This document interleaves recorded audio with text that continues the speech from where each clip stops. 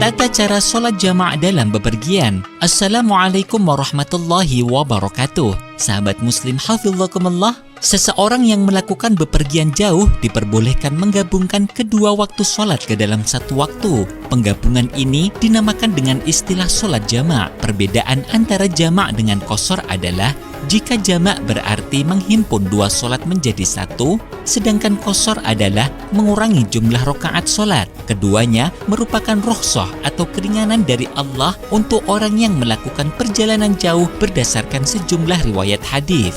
Sebagian ulama fikih menetapkan kebolehan jama' dan qashar sholat untuk perjalanan minimal 2 marhalah atau 16 farsah atau 48 mil atau 4 barit atau perjalanan 2 hari. Apabila dikonversi ke dalam satuan kilometer, menurut mayoritas ulama mengatakan 2 marhalah berjarak 119,9 km.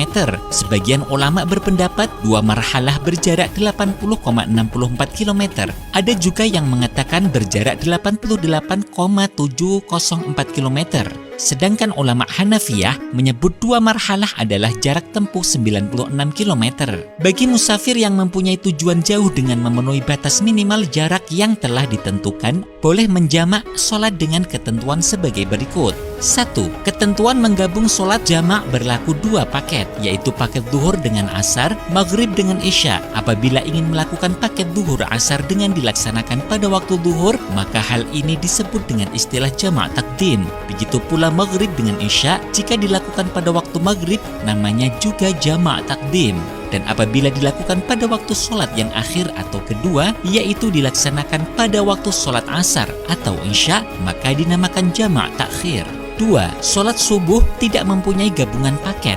Oleh karena itu, sholat subuh tidak bisa dijamak dengan sholat lain. Demikian pula menggabungkan antara asar dengan maghrib karena berbeda paket, maka tidak bisa dijamak. Syarat jamak takdim. 1. Orang yang ingin melaksanakan sholat jamak takdim harus berniat melakukan jamak takdim di dalam sholat pertama. Niat bisa dilaksanakan saat takbiratul ihram, di tengah sholat, atau bahkan sebelum salam. Namun, yang disunnahkan niat jamak takdim dilakukan saat takbiratul ihram sholat yang pertama.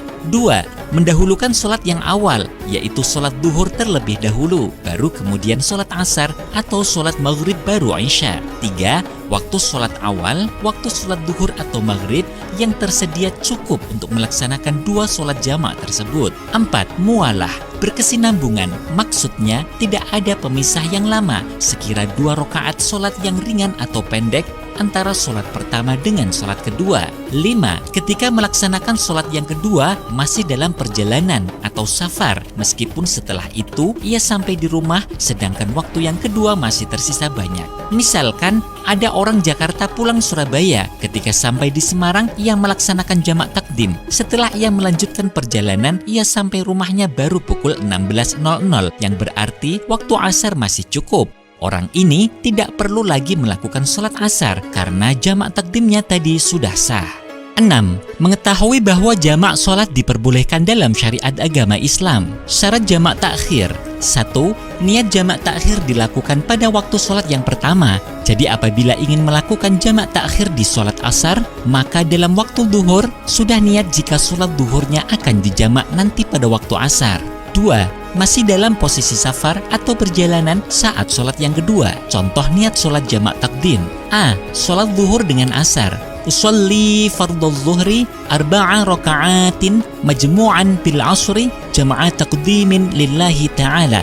Saya niat sholat zuhur 4 rakaat jamak takdim dengan sholat asar fardu karena Allah Ta'ala.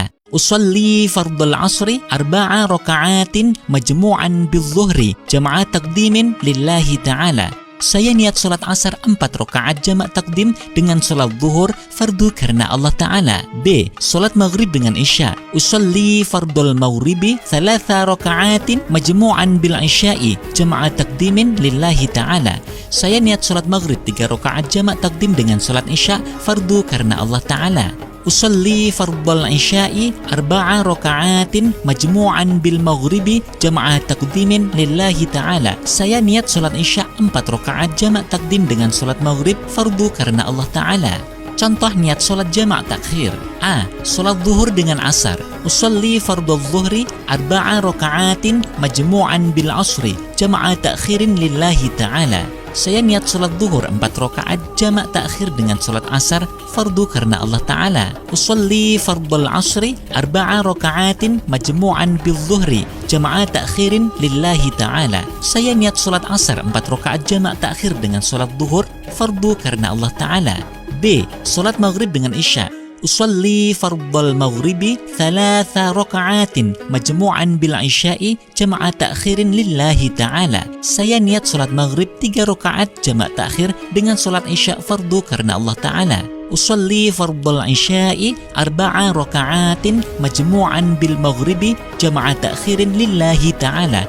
Saya niat salat isya 4 rakaat jamak takhir dengan salat maghrib fardu karena Allah Ta'ala. Nah sahabat muslim, orang yang bepergian selain diperbolehkan jamak dan mengqashar sholat, juga diperkenankan menggabungkan antara jamak dengan qashar sekaligus. Contoh niat sholat jamak qashar. 1.